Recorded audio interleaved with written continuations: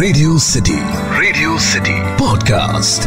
Radio city పిట్ట కథ. మీరు వింటున్నారు రేడియో సిటీ 91.1 లో. నేను మీ ఆర్జే యోగితని. లైఫ్ లోని చాలా సిచ్యువేషన్స్ ఎదుర్కొంటాం కదా మనం. అప్పుడప్పుడు అవమానకరమైన సిచ్యువేషన్స్ ని కూడా ఎదుర్కొంటాం.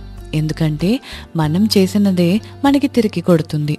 సో దీనికి సంబంధించి, పొగరికి సంబంధించి ఒక చక్కనైన పిట్ట కథ చెప్పడానికి రెడీగా ఉన్నాను. అనగనగా ఒక ఊరిలో ఒక కోడలు పల్లెటూరు నుంచి వచ్చింది. ఇంకొక కోడలు పట్నం నుంచి వచ్చింది. డబ్బున్నది అని పట్నం అమ్మాయికి పొగరు. అలానే పల్లెటూరు అమ్మాయి చాలా అణిగిమణిగి ఉండేది. అప్పుడు పండగ టైం అన్నమాట. వినాయక చవితి సెలబ్రేట్ చేసుకుంటున్నారు. మంచి కాస్ట్లీ విగ్రహం పెట్టాలి, ప్లాస్టర్ ఆఫ్ ప్యారిస్ ది అని పట్నం కోడలు చెప్తుంది. అదే పల్లెటూరు కోడలు మట్టి వినాయకుడిని మనమే పువ్వులతో పళ్ళతో డెకరేట్ చేద్దాము అని సలహా ఇస్తుంది.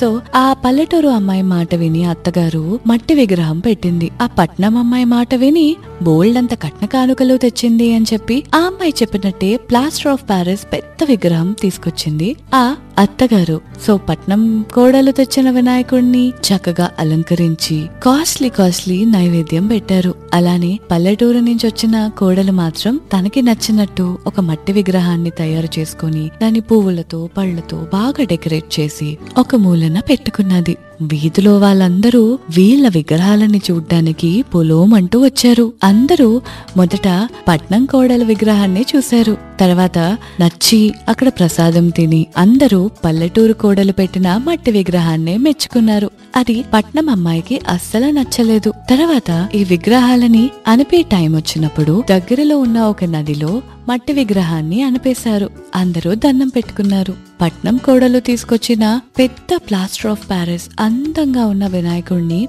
నీటిలో వేసేసరికి అది కరగలేదు, సరిగ్గా నిమజ్జనం అవ్వలేదు.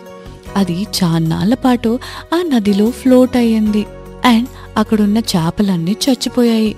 ఎందుకు అంటే ఆ విగ్రహంలో ఉన్న కెమికల్స్ ఆ చేపల్ని చంపేశాయి.